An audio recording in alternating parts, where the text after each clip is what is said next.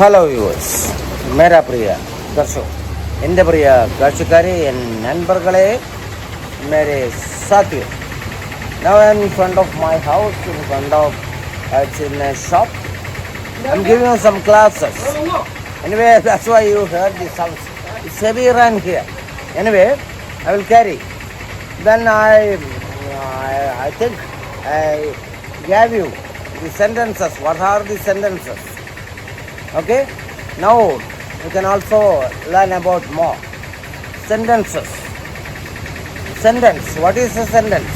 Sentence is a group of words that make complete sense. It's its definition.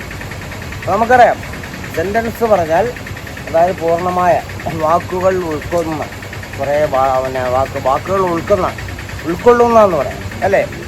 കുറേ ഭാഗങ്ങളെ നമ്മൾ sentence, പക്ഷേ ഇതെന്തിനുണ്ടാവണം?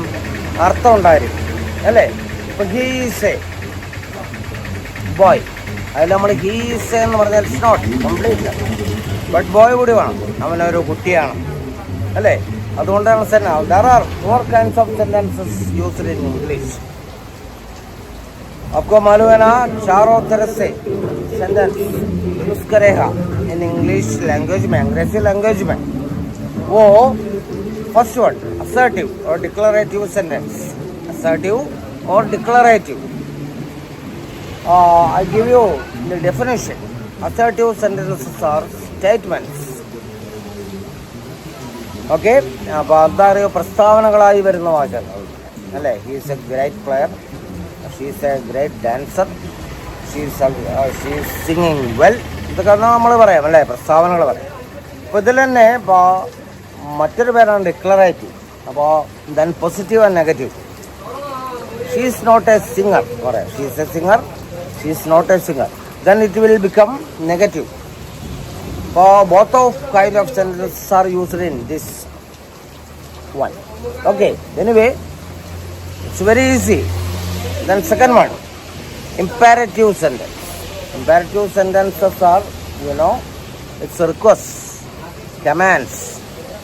Then anyway, requests, commands, and one wishes. So many things.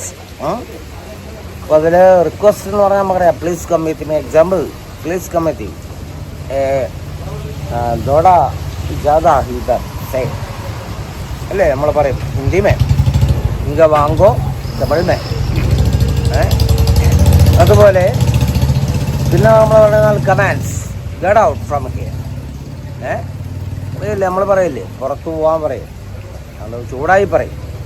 Then വന്നിട്ട് wishes എന്ന് പറഞ്ഞാൽ may God bless you, wishes അല്ലേ. അപ്പം ഇങ്ങനെയുള്ള എല്ലാം ഉൾക്കൊള്ളുന്നതാണ്. ഇനി കുറേ പേരുണ്ട് കേട്ടോ, അതിന് ഞാൻ അതിൽ നീട്ടുന്നില്ല, അതുകൊണ്ടാണ്. അപ്പോൾ 1, 2 ദെൻ ഇൻറ്ററോഗേറ്റീവ്, തേർഡ് വൺ.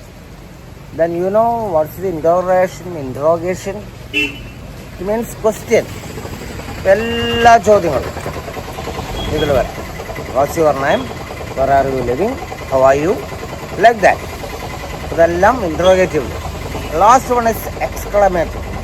നമുക്ക് ഇതിൻ്റെ പ്രശ്നം പറയുകയാണ്, ഇൻറ്ററോഗേറ്റീവ് സെൻറ്റൻസ് ആർ ക്വസ്റ്റ്യൻസ്, മനസ്സിലായി. Last one then it's exclamatory.